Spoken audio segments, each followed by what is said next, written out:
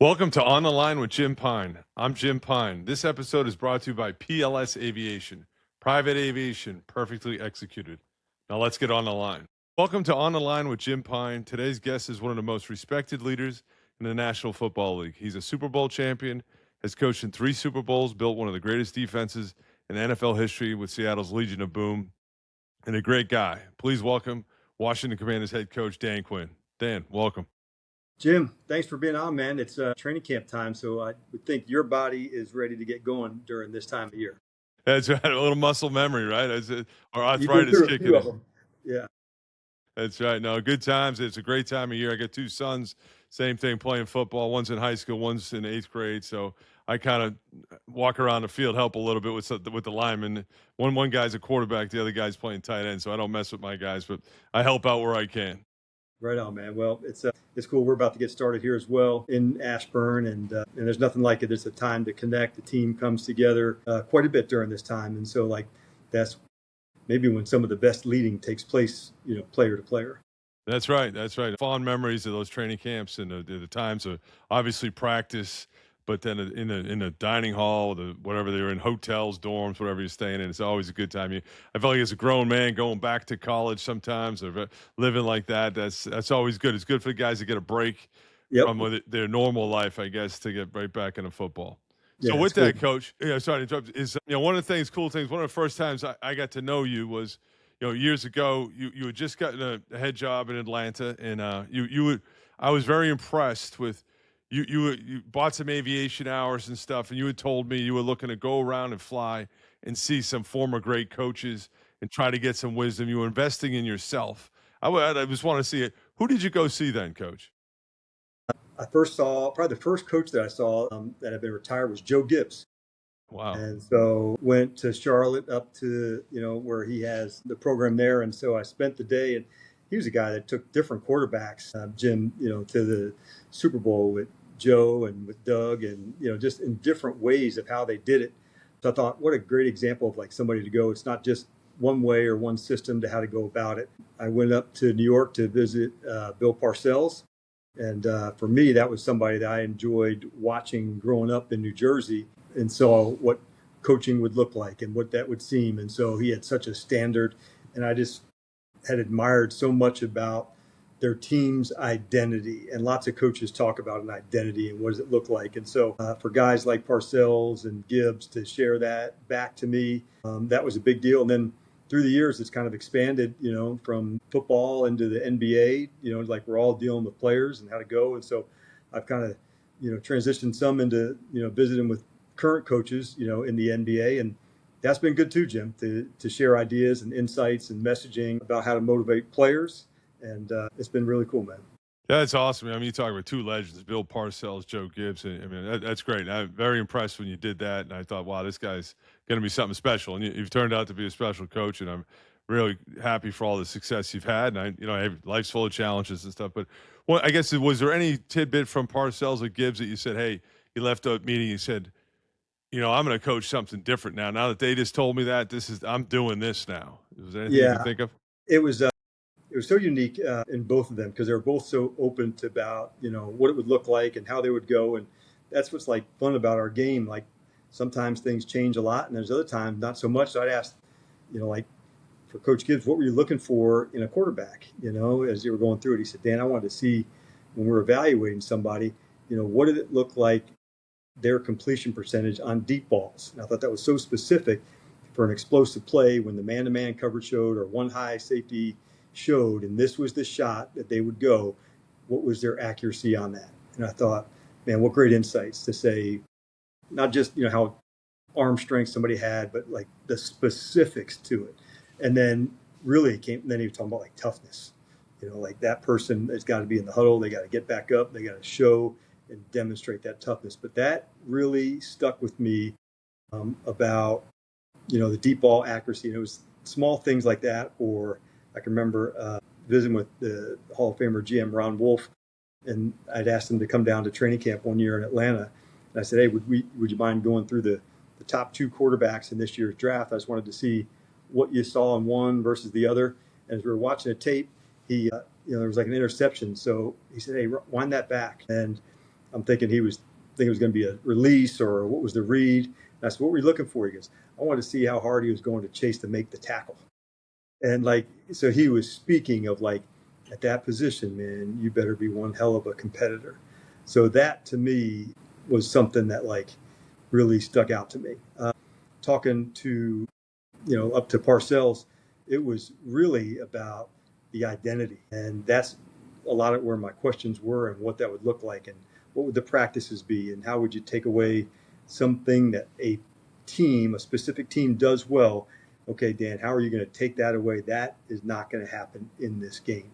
And then going after matchups. And he was, a good bit of that lunch was talking about how's your club compared to the division? What matchups are you stronger? What matchups are you weaker? And so he really thought strategically as opposed to, hey, this is our system. This guy's got to make the play. He was very conscious of that. And I thought, man, that's some upper level thinking in a significant way. So those are just two examples, man. On that day, I probably could have stayed with both of them for the month. And they would have had to kick my ass out. But there's a lot to gain from sharing that information as coaches. And now I try to, give that information back when we're developing other coaches, whether it's here or elsewhere. And we get a good opportunity to go do that. Sure. No, that's great stuff. I mean, Bill Parcells, I had the fortune to sit with him a couple of times. Just an intense guy with an amazing presence. And, you kind of want to, he said, we're going to do this. Yeah. Okay, coach, that's what we're doing. And Yes.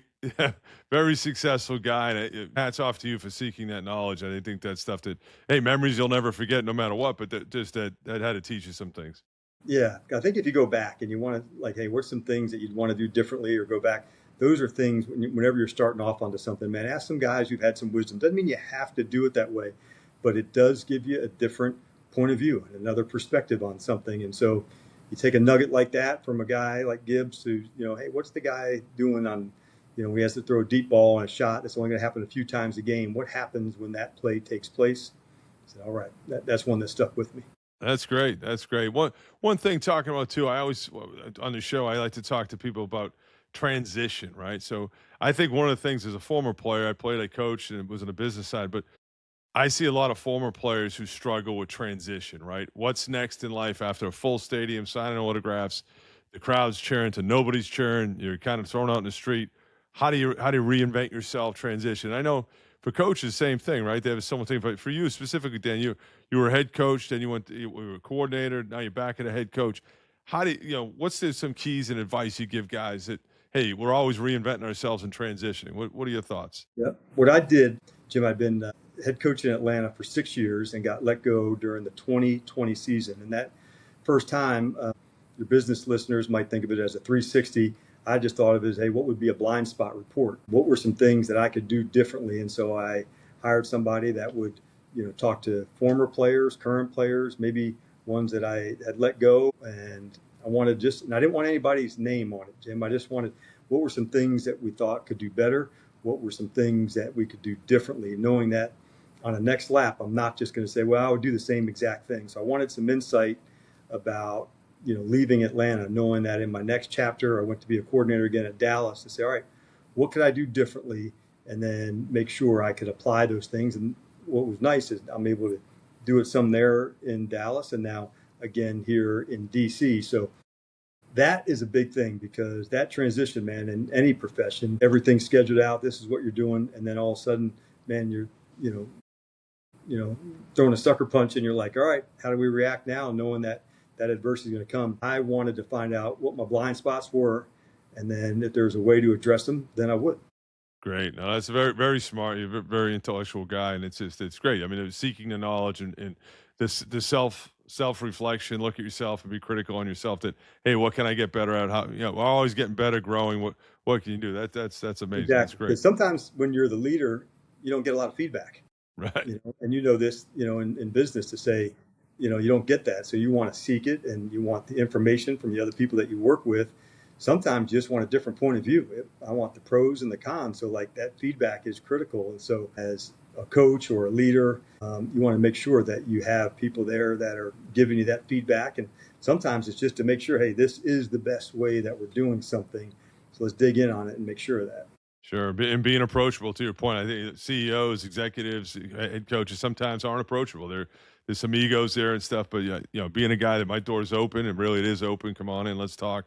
Let's all get better. Let's help each other. And that definitely I can see that with you. And taking a turn too here. So, enough big name guy that you worked with, I remember down in Miami, Nick Saban, right?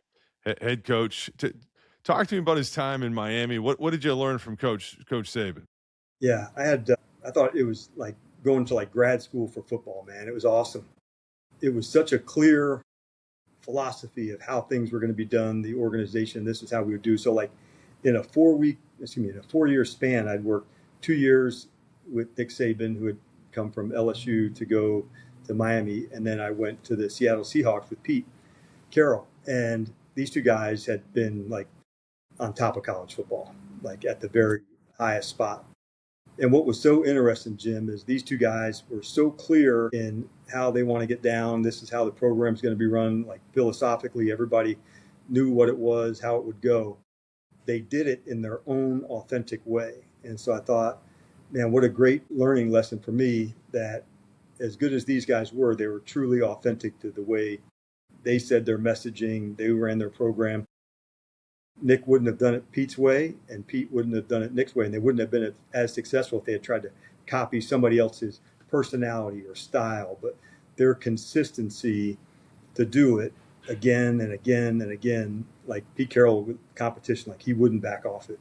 Like it was every day, could we compete and find it? And he just never backed off of that. And I really respected that, Jim. And same thing with Nick, the standards of practice and execution. Wasn't going to back off it and allow, something that was substandard to be recognized as it was okay. And I admired that in both of them. And again, the biggest takeaway I got was, and also do it in your same language for yourself. So I couldn't have been Nick Saban or Pete Carroll. I had to do it in my own way. But it was very important to be authentic to how you say it and you do it. Like, let's face it, man, you were a pro player for a long time. Players see through the BS quickly. And if you're not being who you are, they're going to know it. And so it better be authentic to how you coach on the best of days, the hardest of days, and making sure that, like, hey, when I come into work, this is the expectations that are going to be there every day. And as a ball player, you didn't want, to have to be riding the roller coaster. How's the coach going to be today? And if you had somebody that was consistent and tough in their standards, I thought that got the best out of people. Sure. And Nick, arguably the greatest college football coach of all time, or one of them, right? So, Yes. how do you, and I remember him.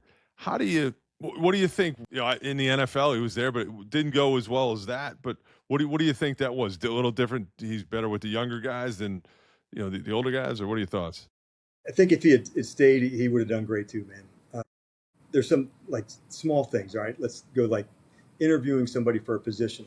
He might have interviewed 6 people, but it was to find the best person, but it was also to gain information and knowledge. And so it was as simple as going through an interview. Could we learn something? Could we find something out here? Could we get better in an area that we didn't know as much about? And I thought, man, what a hell of a competitor's mindset in that way. But I think whether he was coaching in, if he had stayed in pro ball, I think it would have worked out great. Obviously, like it was the right call to go to Alabama at that time, but he could have such insight on how to control a game. He had great feel, Jim, offensively, defensively. Like he was constantly learning and pushing. And I think that's the measure of a really good coach. What was once good, hey, this has to be tweaked and adjusted. And it was just like relentless in like the pursuit of like getting better. Sure. And now switching gears, Seattle, one of the greatest defenses in NFL history, the Legion of Boom. Why was it so special? What happened out there? How'd you put it? You mentioned Pete. You were there. How'd you all put it together? What was the secret sauce? At the very, and we did it way differently than in Atlanta. So the scheme was less complex, but these guys knew it inside out. If you had asked almost any one of them to go diagram it, draw it, they knew it inside and out. And that type of knowledge allowed them to play really fast. Decision making was critical, that they could, think quickly on their feet. And then you combine that with a group that was kind of coming on their way up together, Jim, and they were competitive to push one another. The practices there were really competitive and strong. And so we worked right on that edge of being like almost out of control. But it was at that edge that we got really good because we pushed ourselves into that space. And they had a good connection as a defensive crew, but it was really, like some leaders like a Cam Chancellor, Richard Sherman, Bobby Wagner that had such high standards about how they wanted to like battle for one another. It was really rare and a really fun group to coach. Yeah, you mentioned I had him on my list here. Cam Chancellor. I went to Virginia Tech. Go Hokies, right? He's a Hokie. I remember watching him in college, and you get a lot of Hokie fans that are Commander fans. I'm sure Northern Virginia up there. So Yeah, 100%. that's a big part of the country. But he was a great player at Virginia Tech. Big physical guy. I think he was drafted late though. He fell in the draft a little bit, and you Yep. guys got him out there and obviously developed him, and he did what he did, and he had a great run, right? Like so many good players that you played with who were teammates, like he was an exceptional teammate, but he had found that one thing that he had that like, man, could he like absolutely demonstrate this physicality. And so like coming across the middle, we played so much zone that he was able to have vision to the quarterback and absolutely break on the ball to go. So we played him a lot near the line of scrimmage. He was about 235 pounds and 6'3", so he was like a big linebacker, and man, could he hit. And so the physicality, the disruption that he caused, but also like high standards for one another to his teammates. He was like an incredible leader. So he was the entire package: toughness, physicality, the knowledge, dependability, all those things. But that physicality, that's the spot that like you wanted to think twice, on that over route as a tight end, knowing that like old 31 might have been right there on that hash waiting. Yeah, Hokies, man. He had a great job. You did a great job with him, and unbelievable. And one thing you mentioned too, Coach, your coaching tree, very very impressive. Stands out to me. I had spoken to Andy Reid yesterday, actually doing a similar thing. He's had a great coaching tree too. Yes. 27 years as a head coach. Now I coached for 3 years in the NFL and with some different guys, different staffs. But I remember going to stuff and meetings, and there were meetings that said you can come to the meeting. Like they didn't want me to learn, wouldn't let me grow. Like it was like the oddest thing. But so hats off to you. Want to get your take on it. But to help a man to help another man, especially in a big business like that, no ego. You're a very humble, good guy. That's to be commended because that's rare too. It shows you have 8 guys that were on your staff. A, you're hiring great guys. B, you're developing them, and then you're letting them flourish, and you're giving them power to do that. You're teaching them, and then they go on, and I'm sure you're supporting them. You're happy for that they've gone and got head jobs. But what do you do there, Coach? And congratulations on all that. Yeah, I think that's our responsibility to develop the coaches, just like the players. If we're developed of the players, we have to be that for the staff as well. And so we take a lot of pride in how to develop one another as coaches. There's not like in college, you go to a convention and talk to other coaches. So you really have to dig in to learn and grow, and you have to push people. You got to give them feedback. You have to have high standards for that. But I do see myself as a developmental coach. What would we all give, for somebody to look after us and say, especially on your way up, like those first 3 years after you're done playing to start coaching, to say, here, come on, Jim, let me show you how to do this. Like we would give anything to do that. And so if you really want to build, a crew that's strong and wants to dig in together, it's moments like that you allow people to grow. And I think sometimes the best ideas, go horizontally, not vertically. I can imagine you were sitting in some meetings thinking, I know a better way we could do this, but no one was willing to listen into that space. And it doesn't mean you have to do it, but having another point of view helps. And so I just think that's important for us to take the time, go through it together. And so we do some coaching summits together. Sometimes I'll bring some retired coaches in, might be some coaches from another sport, just to give new insights about how we could look at something different. Most of it around development of players and around as coaches too. Could be technology. I want to present better. I want to teach better so the players have better understanding. And so what does a meeting look like without all lecturing, but having the players interact as well? And so that's what we try to develop as the coaches, like how elite can they become as teachers, both on the field and, in the classroom. I imagine you as a player, like when you're in the game or at practice, you don't need a lot of feedback. It has to be direct, and here's what it is, and here's what I saw, as opposed to taking too long and too wordy. So I think the words that we use as coaches, it is critical. Yeah, absolutely. John Harbaugh and the Harbaugh family there, they said, "A great idea has no rank," right? So to your Yeah, point, right? well said.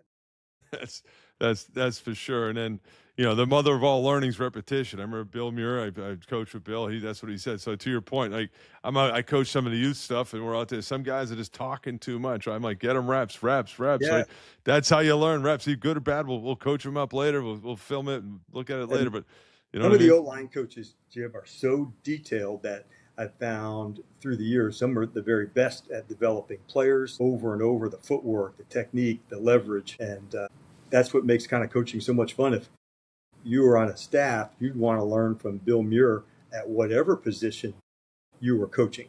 You might have been a linebacker coach, and I want to hear how Bill Muir is teaching. I had been at Seattle. We had a line coach by the name of Alex Gibbs, and then it was Tom Cable. These guys taught zone blocking like an absolute G. I remember just wanting to sit in their meetings and learn and like grow from them, knowing this is some of the best teaching that's going on in our game at offensive line. And so, like, why wouldn't we dig in for one another? Sure, sure. Bring up some names. Kyle Shanahan. So Kyle and we worked together. He was a new coach on John Gruden's Yeah. staff in Tampa. We were there, and he was a young guy coming in, quality control. I was a quality control with him, so we spent a lot of nights together hanging out. Great guy, but he's known as one of the best offensive minds in football. What makes him that way or different, and what does he do that makes him so? Well, one, I think his knowledge of the entire system is so rare. There's plenty of coaches, Jim, they might have had a quarterback background, have good understanding of the passing game. You could put Kyle, he could coach the offensive line, the quarterbacks, the tight ends, the receivers, running backs, any of that position. He would coach it like an expert. And that's not normal in an offensive coordinator or a defense coordinator. There's a specialty that they had. It might have been he was a secondary coach in my background, defensive line, or quarterback coach that did that. But his ability to talk the run game, the formations, the whole system, that was something when I first got with him in 2015 that I was just so impressed by, like hearing him talk to the line coach the same way he was talking to the receiver coach, to the quarterback coach. And then I thought he really does a good job game planning, Jim. That's, like during the week, this is what we're seeing, this is how we're going to get. What would be the look? What's the indicator? How would we teach off of that? So I think those two things make him such an elite coach. The guys that can find the matchup and the guys that can really know how to work somebody over in the system. Sure. No, and to your point too, he grew up around it, right? His dad, a legendary Yes. coach, and his dad. I used to hear about he had a photographic memory. The dad could see things and call plays and do stuff. So he's Kyle's from that same cloth. So I'm sure he's done 100%. well. And yeah, I'm happy That for him. kind of Too. recall, dude. Yeah, the recall. Crazy. It's crazy. I didn't get that, but No, I've I been didn't hitting either, but I wish I had. the head a few times. So yeah, I was didn't have that. I definitely am envious when I see it. yeah, no. And the next guy, Raheem Morris, right? Raheem Yes. on that same staff was Raheem. He was the defensive Yeah. quality control, so we all ran together. Raheem, smooth guy, Yep. sharp guy, can talk. Guys relate well to him. I think he's had a couple opportunities and done well, and he's I think he's out there with Kyle now too. So as a DC, right? So what are your thoughts on Raheem? And here's a question. Well, answer that question first. I guess I got another one to follow up. Okay. Well, he is like we were talking about Kyle, elite in terms of teaching the knowledge. Raheem's superpower, man, was his ability to connect. And he could be a receiver coach, DB coach, head coach, D coordinator, any of it. His ability to push, to get in, to get you at your best is so rare. And that's something that I remembered from him way back when I was first starting coaching. He was playing. And so I coached him at Hofstra, and then we coached together there. And then we both went to the NFL and came back to coach together. But his ability to connect and bring people together, Jim, it is truly rare. And he's quick on his feet. He can think, offensively, defensively. But that ability to bring people together, that is his superpower. Man, does he have it. Yeah, he was great. That staff I was on too. Mike Tomlin was the DB coach. Raheem was his assistant. So we had all kinds of good stuff going on. But Raheem, what type of player was Raheem? Because I know you guys were at Hofstra. Joe Gardy was the coach, right? Or one of the Yep. coaches. And I know And his son so- Dave. Good Yep. people. Yeah, and so Rob was an excellent free safety. We had another safety that he played with by that guy who played in the NFL for 10 or 11 years, Lance Schulters. Oh, yeah. And the two of those together, man, they were a handful. And we'd put, Lance down near the line of scrimmage, more like in a Cam Chancellor role. And Raheem would be in the middle of the field. And he could have called the defense then. Jim, honestly. He had that type of insights and awareness and could give recall quickly about what would happen. But that's the type of player he was. So you knew that when the playing career would one day be done, this guy would be a natural as a coach. He could teach it, he could talk it. And not all great players can do that.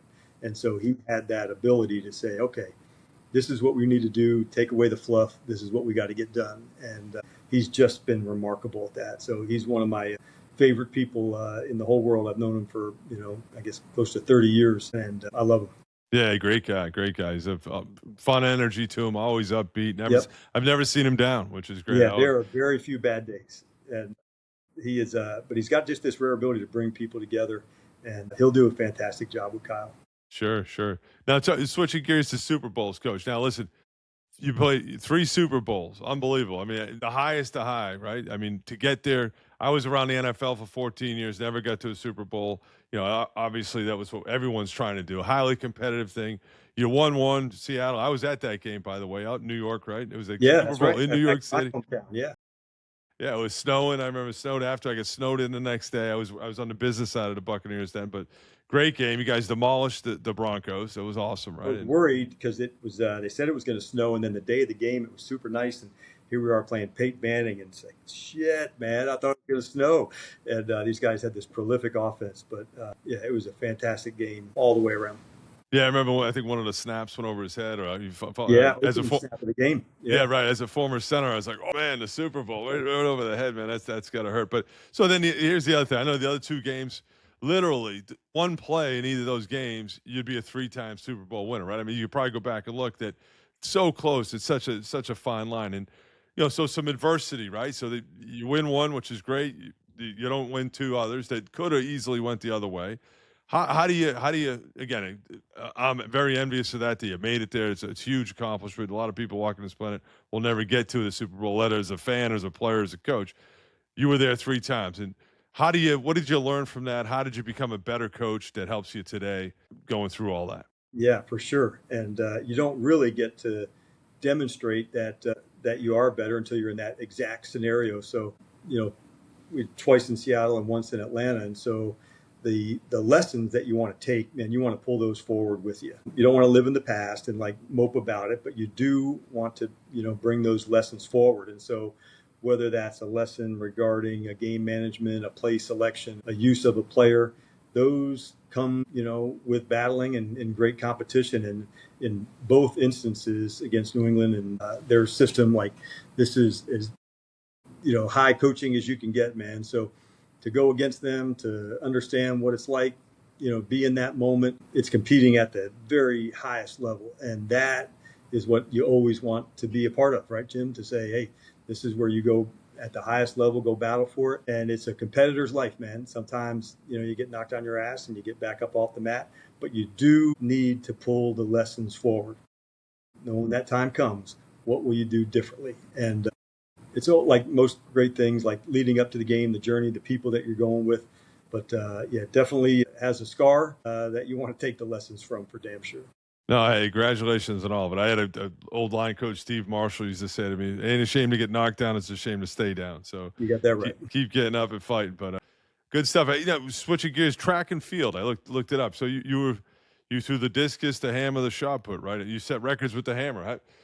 Tell me about that. And how did that help you with football? As a player, I guess, in high school. Yep. And so in high school, like in New Jersey, we had indoor track, outdoor track. And so I did those. And then going to college, I enjoyed track and field. It was like the exact opposite of where I loved so much about football, of the team. And you've had these games where you might have played well and the team lost, or you played poorly and the team won. And track and field was just the opposite, man. And it was like, how are you going to go? And there was easy, let's go right down the road a half hour, go against somebody else and see where you stand. And so I think came to find, man, I love competing. And that's like kind of what I know most about myself. And so that's probably what I love most about track and field. It's like, man, big meets to go, and whether it was pen relays or big meets to say, man, like go test yourself, see where you're at. So I liked pushing to see where that would go. Ultimately, I knew I wanted to teach and coach. So going to college, I was going to get into education and, probably teach, elementary school and coach high school football and high school track. but getting into, college coaching and football earlier, I didn't do that. But man, I had a blast doing it. And so even now today, I still enjoy following it. So when it's the U.S. Track and Field Championships, usually in June, or when the Olympics come around, man, do I enjoy watching these guys battle. It's funny. Same thing. I love it too. I played football, basketball, and track in high school. All the football Yep. coaches coached track, but I got into it. And we didn't have the hammer, but we had a javelin. So I threw the javelin. Yep. I threw the shot and the disc too. But to your point, team sport. Now this one it was all on me at this point, right? I enjoyed that part. I was competing with myself and the other competitors, but I want to see if I could get better, throw it further, and then watching that thing sail sometimes. It was great. And the meets were great. Physical people, guys, girls walking around, and you could go watch the other events and see everybody do it. It's a great sport that, obviously it's an Olympic sport, but I think it's a great sport. And you probably were like me, you connected with other people that you wouldn't have normally, like through college of, the track and field teams. I might have not met some of the same people had I not done that. And so like some of those relationships that you build were different and fun. And so it was just honestly, like a great balance for a competitor. And I would just recommend it to anybody that's, whether they're in high school to play another sport, just for that sake of competing, man. There's training and there's competing. And like the competing part where it counts and you're keeping score, like, man, that's where it's at. Yeah, no, it's a historical sport, right? Obviously, one of the first Olympic sports and all that stuff going all the way back. But switching to leadership, Dan, what separates a good leader from a great leader? Well, I would say authentic is the first thing that came to mind when you asked that, Jim, just to make sure that that leader is going to have no gap in what he says and what he does. If you're going to stand out there and say, this is what we need to do, you also need to be somebody that's out front doing those things. If you're not, it kind of can go on hollow ears, and we've all been around enough teammates that might say something and say, man, you didn't do that yesterday. And so those are the things I would say, man, like make sure that there's no gap in what you say and what you actually do.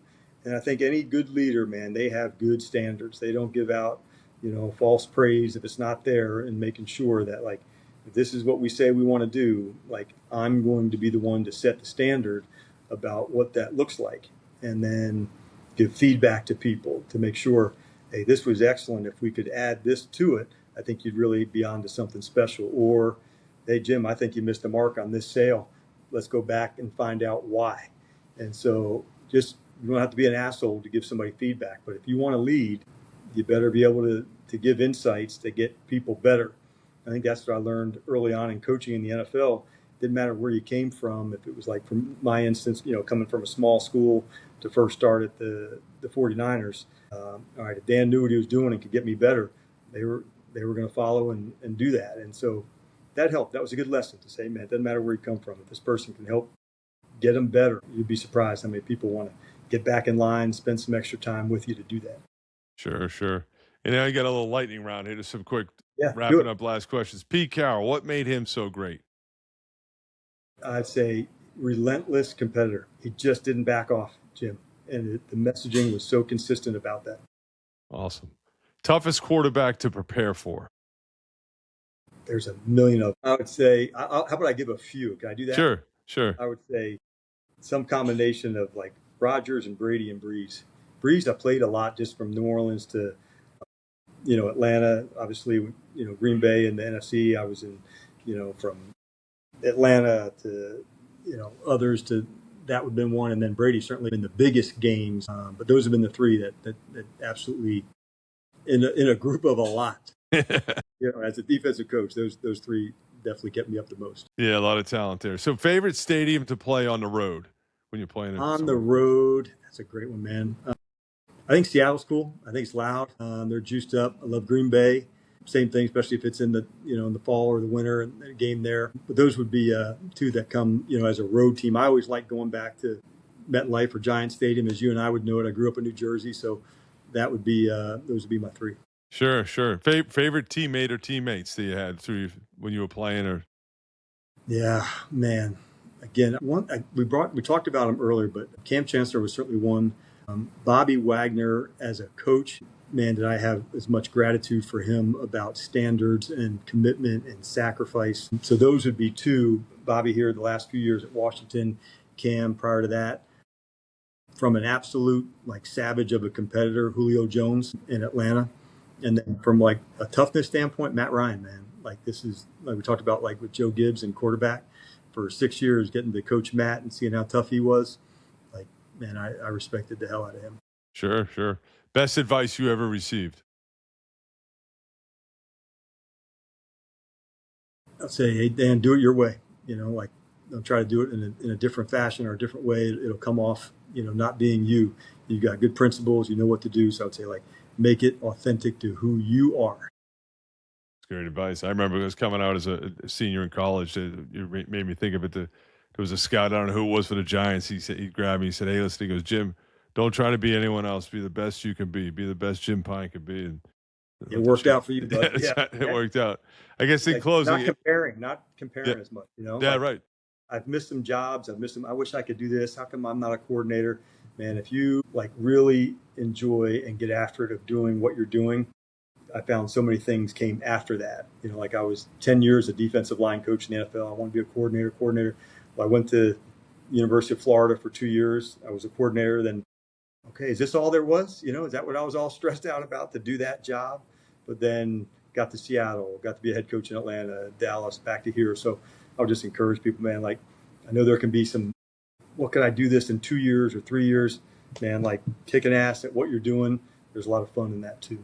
That's right. Yeah, go all in and throw yourself in and just do the best you can. If you're a youth coach, be the best youth coach and do the best. Someone will notice and your time will come, right? So It will. And I spent too much time worrying about what I need to be doing or what's ahead. And man, just enjoy it and like absolutely go after it. And you'll be surprised. Like so many good things will come your way. So last question. If someone asks one of your players 20 years from now, tell me about Dan Quinn, what would you want them to say? I would say, man, the best time I ever had playing football was the years I spent with DK. We got better. Like he demanded that, our improvement, and we were really connected as a team. So that's what I would hope they'd say. Great stuff. Great stuff. Hey, Coach, really thanks a lot. Really appreciate it. And Always, brother. Have you on down the road or something. But best of luck at training camp this season. Go get them. You're a winner, and I know great things are ahead. So all the best. Appreciate it. Likewise, Jim. Get after, bud. Thank you. Take care. Yeah. Bye.